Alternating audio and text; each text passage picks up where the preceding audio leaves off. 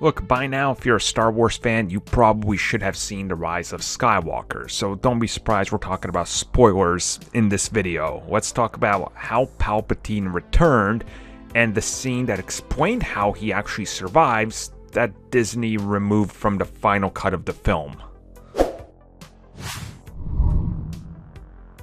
You know, I think it's very evident, even if you like The Rise of Skywalker, that Disney cut up a bunch of that film, and a lot of it doesn't make sense. You can see certain things that they're lining up, and then they just kind of fall to the wayside, don't get resolved, or things try to get resolved, but there's no build-up to them.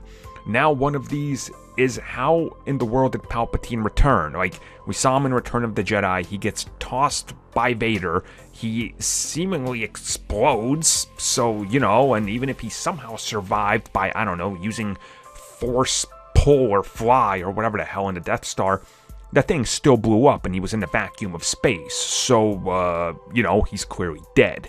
So recently there's been a lot of articles out there. I will link one of them down below and toss it up on the screen. But what we did end up finding out was the fact that Palpatine actually did at one point in the film explain how he came back. It was explained in the film, but the decision was made to cut this by Disney because I don't know. Now look, I get it. Yes, there's the line, you know, abilities of the dark side, you don't know about these. There's crazy powers out there. I mean, suddenly in this film, we're seeing force healing and everything, and it makes you question the rest of Star Wars and why the hell they haven't been doing that for ages. So who really knows? Yes, you know, magical space wizards out there, yes, but can we just take a step back?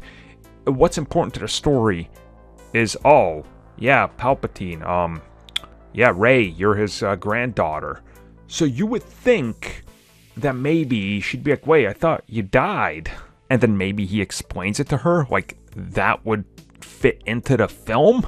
You know, the galaxy thinks he's dead. So you'd think that'd be a scene that they'd want to include in there, but apparently not. Now, there's some hope that people have that maybe they'll release this when it comes to the deleted scenes, but seeing how Disney does the worst edition of deleted scenes out of any company out there when it comes to Marvel and Star Wars, I'm not really too hopeful on this. I don't want to build myself up, you know, hoping that they show it and then they don't, because realistically, I just don't think they care.